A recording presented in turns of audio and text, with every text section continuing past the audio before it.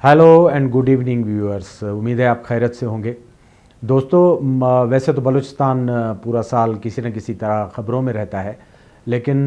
2025 के मार्च में बलूचिस्तान मुसलसल ख़बरों में रहा है, और वो कोई लोकल किस्म की नहीं बल्कि बड़ी बैनुल-अक़वामी ख़बरें रही है। 11 मार्च को जाफ़र एक्सप्रेस की हाईजैकिंग का जो वाक़या था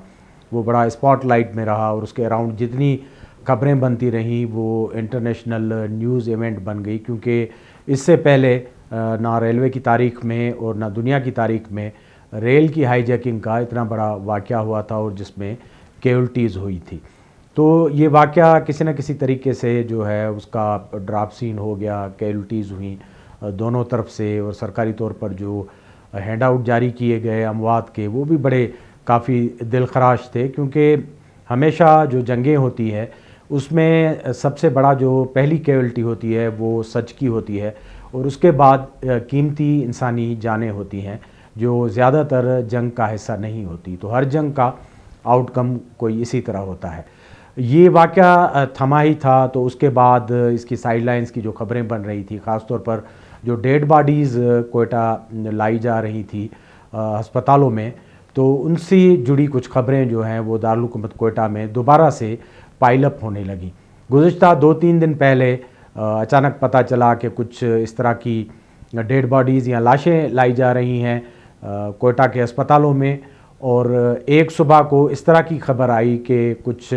जो गुमनाम काफिन है 13 के करीब, वो लाशें कोयटा के कदीमी कब्रिस्तान जो अंग्रेज़ों के ज़माने से यहाँ से कोयटा का कदीम एक कब्रिस्तान कासी कब्रिस्तान जो कहलवाता है और सेंटर ऑफ द सिटी में वाक़ पुराना कब्रिस्तान है, वहाँ पर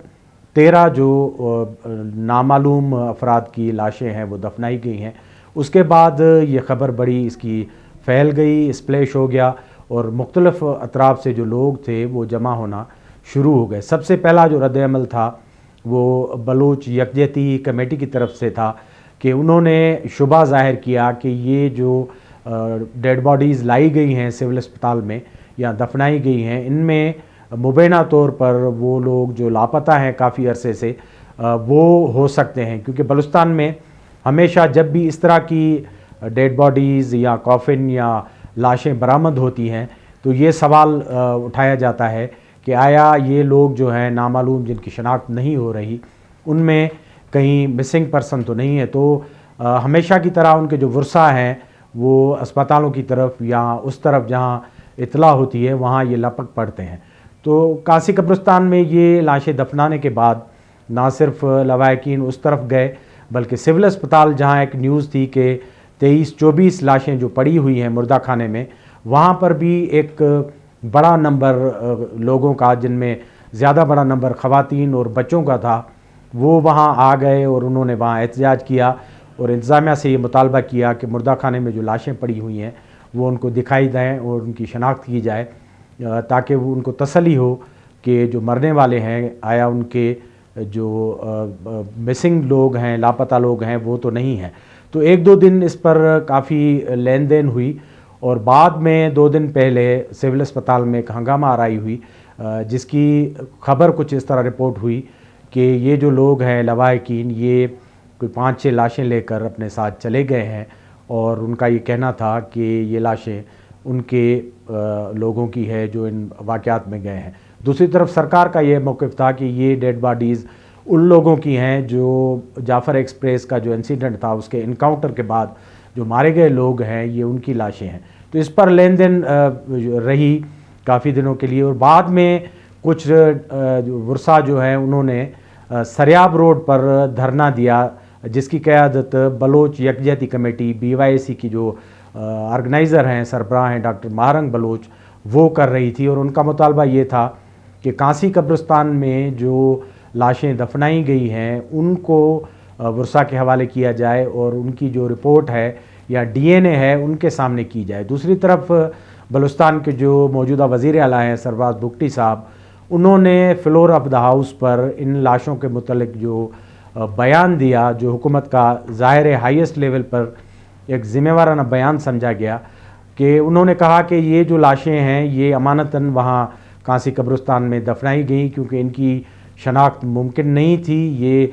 جل چکی تھی، مکمل طور پر یہ کنزیوم قسم کی لاشیں تھیں، تو ان کا ڈی این اے کروا کے سرکاری طور پر ان کے نمبر اور شمار لگوا کے ان کو امانتاً وہاں دفن کیا گیا تھا، اور اس کے ساتھ جوڑا گیا تھا کہ جب یہ رپورٹس آ جائیں گی تو بعد میں ان لوگوں کی شناخت کر کے اگر ان کے ورثہ موجود ہیں یا رابطہ کرتے ہیں تو ان کو دیا جائے گا۔ لیکن دوسری جانب بی وائی سی نے حکومت پر الزام یہ دائر کیا کہ ان لوگوں نے بغیر بتائے ہوئے رات کے اندھیرے میں یہ لاشیں دفنا دی ہیں۔ تو اس کے بعد ایک ہنگامہ آرائی کا سلسلہ اسمبلی کے فلور پر بھی ہم نے دیکھا، اور سریاب روڈ پر یونیورسٹی، بلوچستان یونیورسٹی جو بہت ہی بڑا تعلیمی ادارہ ہے بلوچستان کا، پرانا تعلیمی ادارہ ہے، اس کے سامنے یہ لوگ بیٹھ گئے، بی وائی سی اور ان کے جو ہمدرد ہیں، ایک دھرنا اور سٹن لگا کر بیٹھ گئے اور مطالبہ تھا کہ لاشیں ان کے ہینڈ اوور کی جائیں۔ کل رات جو علل صبح ہے کل کے دن کی، اس میں ایک رپورٹ آتی ہے کہ انتظامیہ کی طرف سے ایک کریک ڈاؤن میں یونیورسٹی کے سامنے جو سٹن تھا، دھرنا تھا، صبح کے وقت وہاں سے لوگوں کو گرفتار کیا گیا ہے، اور گرفتار ہونے والوں میں جو بی وائی سی کی رہنما ہیں ڈاکٹر ماہرنگ بلوچ، اور یہاں جو ان کے مقامی رہنما ہیں بیبرگ بلوچ، اور باقی ان کے جو چیدہ رہنما جو اس سٹن کی یا دھرنے کی قیادت کر رہے تھے، ان سمیت کوئی 35 کے قریب لوگوں کو گرفتار کیا گیا ہے۔ بعد میں بی بی سی کے ساتھ بات چیت کرتے ہوئے کمشنر کوئٹہ نے یہ ایڈمٹ کیا کہ ان لوگوں کو سول اسپتال کے سامنے بلوا کرنے کے الزام میں، توڑ پھوڑ کرنے کے الزام میں، اور اسپتال میں گھس کر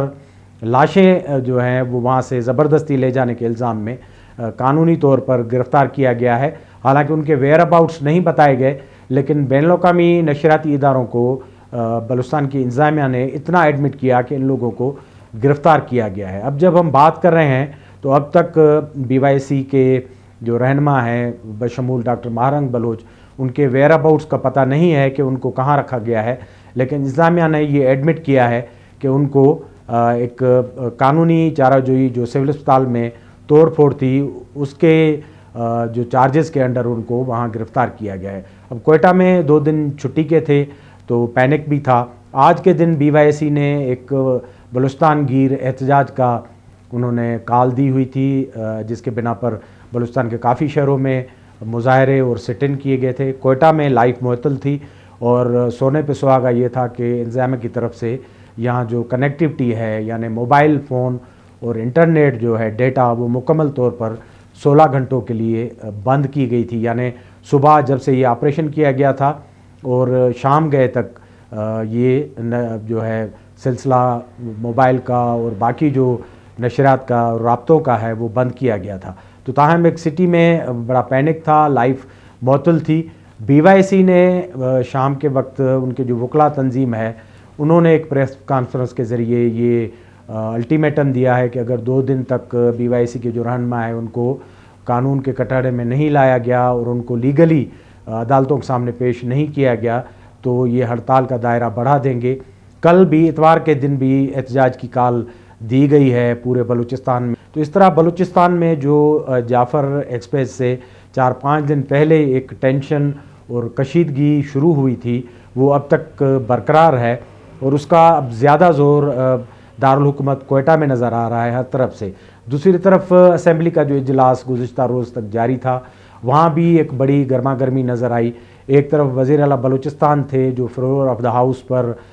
جو ایک حکومتی اور ریاستی بیانیہ ہے اس کو مسلسل ڈیفینڈ کرتے ہوئے نظر آئے، اور بلوچستان میں جو تبدیل شدہ صورتحال ہے اس میں ایک سگگیر پالیسی اور رولز آف دا گیم جو چینج کرنے کا جو نیریٹو آیا ہے اس کو ڈیفینڈ کرتے رہے، اور وہ کہتے رہے کہ اب بلوچستان میں جو بلوچستان کی گورنمنٹ ہے اس کی پالیسی چلے گی، کیونکہ بقول ان کے حالیہ دنوں میں جو وزیر اعظم تشریف لائے تھے یا جس طرح صدر زرداری اور بلاول تشریف لائے تھے، اور اس کے بعد تو سرفراز بگٹی صاحب کا کہنا یہ تھا کہ جو وفاقی وزراء، سیکریٹری اور ہائر اپ سے اسلام آباد سے آ رہے ہیں وہ ان کے ڈیمانڈ اور ان کے کہنے پر آ رہے ہیں، اور وہی ان کو بلا رہے ہیں تاکہ صوبے کے جو دیرینہ پیچیدہ مسائل ہیں گورننس کے، اور صوبے میں جو مختلف ڈپارٹمنٹ کے حوالے سے جو کمزوریاں ہیں یا جو فیڈرل फंडेड जो PSDP है, प्रोविंशियल PSDP है, उनकी जो तरजीहात हैं उनको मुकम्मल करने के लिए और उनको एक्सपीडाइट करने के लिए बलूचिस्तान गवर्नमेंट की बात सुनी जा रही है। दूसरी तरफ जो नेशनलिस्ट हैं, ख़ास तौर पर साबिक जो वज़ीर आला हैं डॉक्टर मालिक बलोच, उन्होंने फ्लोर ऑफ द हाउस पर हुकूमती पॉलिसियों की, ऑपरेशंस की उन्होंने मज़म्मत, और बकौल डॉक्टर मालिक के जिस तरह जाफ़र एक्सप्रेस के बाद जो डेड बॉडीज़ हैं उनके जिस तरह ट्रीटमेंट की गई है या जिस तरह उनको डील किया गया है वो बहुत ही एक गैर इंसानी और गैर शरई तरीके से किया गया है और हुकूमत उसमें नाकाम रही है, वो उसके नाकिद रहे हुकूमती पॉलिसियों के। दूसरी तरफ जो दूसरे जो नेशनलिस्ट हैं असद बलोच, जिनका ताल्लुक़ भी पंजगूर से है, और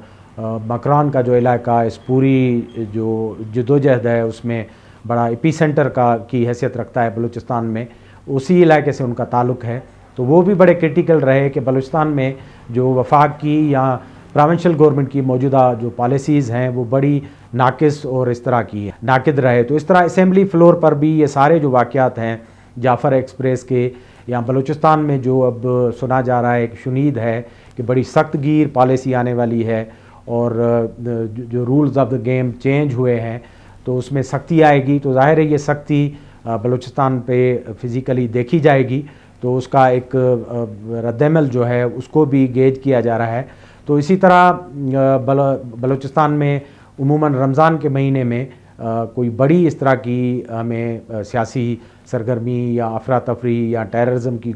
माजी में कोई बड़ी वेव नज़र नहीं आई, लेकिन ये रमज़ान मुसलसल बलूचिस्तान में और कोयटा दारुल हुकूमत में बड़ा टेंशन के तौर पर गुज़रा है। और इस तरह लग रहा है कि ईद के बाद शायद ये गर्मी मुख्तलिफ़ महाज़ों पर हमें नज़र आए, क्योंकि अभी से उनका प्रीएम्बल बन गया है और ना सिर्फ एक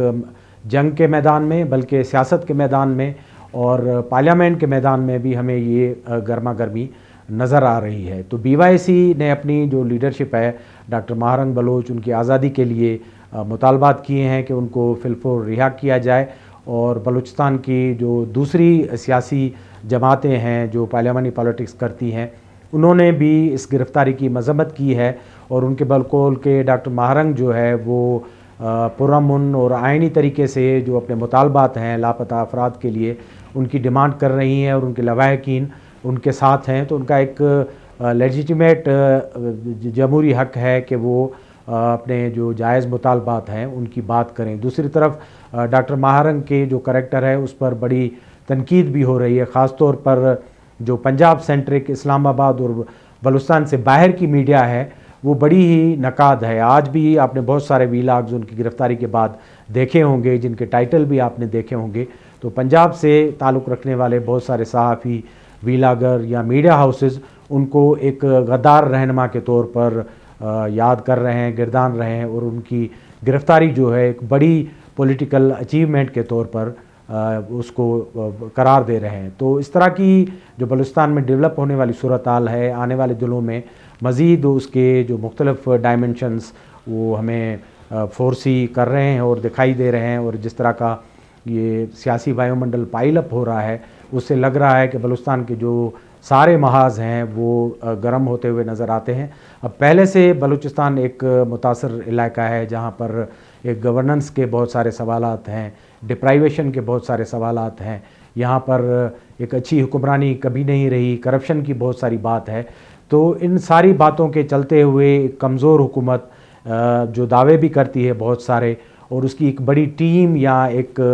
कोई कलेक्टिव कोई लीडरशिप नज़र नहीं आती। और इस हुकूमत पर पहले ही बड़ी तनकीद होती है कि ये फार्म 47 के ज़रिए लाई गई हुकूमत है और उसका जो अवामी कबूलियत या मैंडेट है वो बड़ा लिमिटेड है। और यहाँ की जो रिवायती पॉपुलर बलोच और पश्तून लीडरशिप है वो एक तरफ नाराज़ है या उस लूप में नहीं है जहाँ वो हमेशा होती थी बातचीत के अमल में, डायलॉग के अमल में। तो इस तरह बलूचिस्तान की सूरत हाल एक नई करवट ले रही है। अगर इसमें जिस तरह की बातें हैं कि मिलिट्री ऑपरेशन होता है और बड़ा फोर्स के साथ होता है, तो ज़ाहिर है माजी में भी हमने देखा है कि उसके मुख्तलिफ़ किस्म के रिपरकशंस आते हैं। वो एक जवाबी कार्रवाई की सूरत में, एक टेररिज्म की जो जवाबी सूरत है उसमें भी आते हैं, और अवामी बेचैनी की सूरत में भी आते हैं। आज भी जब हम आपसे बात कर रहे हैं तो कई हफ्तों से बलूचिस्तान की بہت ساری بڑی شاہراہیں بند ہیں اور یہاں فوڈ کے اور باقی چیزوں کے کرائسز ہیں، کنیکٹیوٹی کے بہت سارے کرائسز ہیں۔